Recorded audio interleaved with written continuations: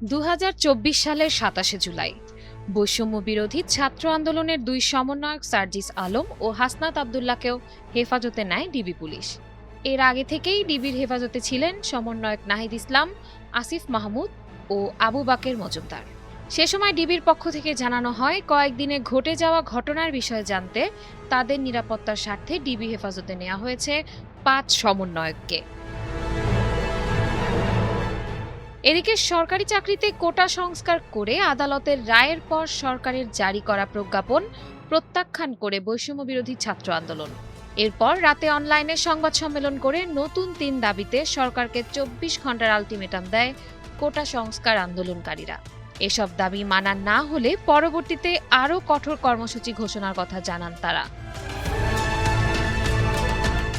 শিক্ষার্থীদের 3 দফা ছিল 28 জুলাইয়ের মধ্যে সমন্বয়ক নাহিদ ইসলাম, আসিফ মাহমুদ সহ আটক সকল শিক্ষার্থীদের মুক্তি, মামলা প্রত্যাহার এবং শিক্ষার্থী গণহত্যার সঙ্গে জড়িত মন্ত্রী পর্যায় থেকে কনস্টেবল পর্যন্ত সকল দোষীদের বিরুদ্ধে ব্যবস্থা নিতে হবে।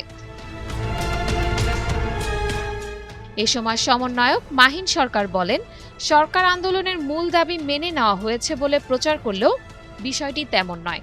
দাবি ছিল কমিশন গঠন করে এই সংকটের সমাধান করা, কিন্তু সেটি করা হয়নি বলেই প্রজ্ঞাপন প্রত্যাখ্যান করা হয়েছে বলেও জানান তিনি।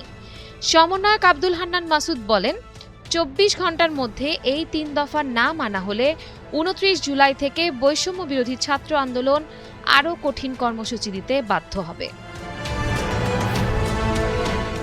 এই দিন সংবাদ সম্মেলন থেকে সংঘাত সহিংসতায় 266 জন নিহত হয়েছেন বলে দাবি করা হয়। এছাড়া ছাত্রদের নামে করা মামলাগুলোকে মিথ্যা বলে উল্লেখ করা হয়। অন্যদিকে ছাত্র আন্দোলনের 3 সমন্বয়কের খোঁজ নিতে এই দিন ডিবি কার্যালয়ে যান বিশ্ববিদ্যালয় শিক্ষক নেটওয়ার্কের 12 সদস্যের প্রতিনিধি দল। তারা সেখানে 15-20 মিনিট অপেক্ষা করলেও ডিবির প্রধান শিক্ষকদের সঙ্গে দেখা করতে অস্বীকৃতি জানান।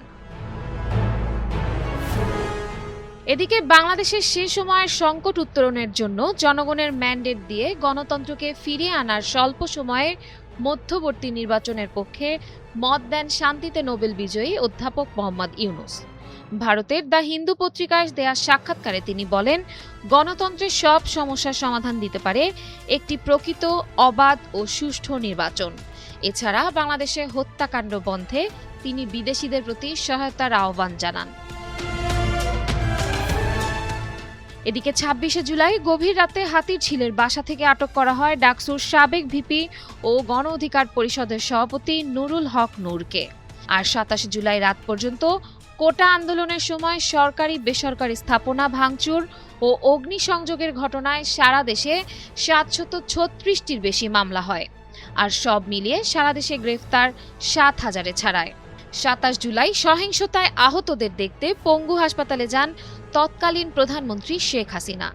একই সাথে ক্ষতিগ্রস্ত সেতু ভবন ও দুর্যোগ ব্যবস্থাপনা বিভাগ পরিদর্শন করেন তিনি। একই দিনে ওবায়দুল কাদের মেট্রো রেল চালুর বিষয় বলেছিলেন, কাজীপাড়া ও মিরপুর 10 স্টেশন 1 বছরেও সচল করা সম্ভব নয়। এদিকে সমন্বয়কদের ডিবি হেফাজতে নেওয়ার ঘটনায় উদ্বেগ প্রকাশ করে হিউম্যান রাইটস ফোরাম বাংলাদেশ।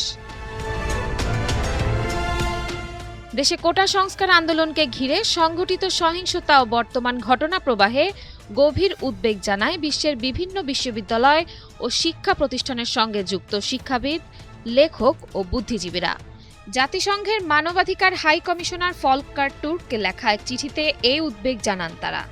সেই সঙ্গে তারা এ বিষয়ে অবিলম্বে পদক্ষেপ নেওয়ার আহ্বান জানান। 140 জনেরও বেশি বিশিষ্ট ব্যক্তি এ চিঠিতে স্বাক্ষর করেন। এদিকে বিশ্ববিদ্যালয় বন্ধ নানা বাস্তবতায় তাদের আর কোনো কর্মসূচি স্থগিত করতে বাধ্য হয় বরিশাল বিশ্ববিদ্যালয়ের শিক্ষার্থীরা। এদিকে কোটা সংস্কার আন্দোলনকে ঘিরে ব্যাপক সহিংসতার পর ধীরে ধীরে স্বাভাবিক হতে থাকে জনজীবন। এমন পরিস্থিতিতে 26 জুলাই শুক্রবার থেকে কারফিউ শিথিলের সময়সীমা বাড়িয়ে দেয় সরকার। যদিও পরদিন শনিবার বিকেল 5টার পর পুনরায় কারফিউ শুরু হয়। শনিবার রাতে নিজ বাসায় অনুষ্ঠিত বৈঠক শেষে স্বরাষ্ট্রমন্ত্রী আসাদুজ্জামান খান জানান, ঢাকা, গাজীপুর, নারায়ণগঞ্জ ও নরসিংদী জেলায় রবি, সোম ও মঙ্গলবার কারফিউ অব্যাহত থাকবে। এসব এলাকা সকাল 7টা থেকে সন্ধ্যা 6টা পর্যন্ত 11 ঘন্টা কারফিউ শিথিল থাকবে। বিএনপি মহাসচিব মির্জা ফখরুল ইসলাম আলমগীর কোটা সংস্কার আন্দোলনকে কেন্দ্র করে সংঘটিত হত্যাকাণ্ডের দায় নিয়ে সরকারের পদত্যাগ দাবি করেন। তিনি বলেন, বিরোধীদের দমনে সরকার মধ্যযুগীয় নির্যাতনের পথ বেছে নিয়েছে। গ্রেফতারকৃতদের রিমান্ডে নিয়ে নির্মম নির্যাতন চালিয়ে কল্পকাহিনী রচনা করা হচ্ছে। এছাড়া এই দিন কোটা সংস্কার আন্দোলনে হতাহতের দায় নিয়ে তৎকালীন প্রধানমন্ত্রী শেখ হাসিনার পদত্যাগ সহ 6 দফা দাবি জানায় বিরোধী বিভিন্ন রাজনৈতিক দলের শীর্ষ নেতারা। 3 সমন্বয়ককে ডিবি হেফাজতে নেয়ার ঘটনাকে নজিরবিহীন ন্যাক্কারজনক ঘটনা বলে আখ্যা দিয়ে অবিলম্বে তাদের মুক্তি দাবি জানায় বাম গণতান্ত্রিক জোট, ফ্যাসিবাদ বিরোধী বাম মোর্চা বাংলাদেশ জাসদ। এছাড়াও সিপিবির নারী সেল ও সমাজতান্ত্রিক মহিলা ফোরাম এবং বামপন্থী 7টি ছাত্র সংগঠন মোর্চা, গণতান্ত্রিক ছাত্র জোট একই দাবি জানায়।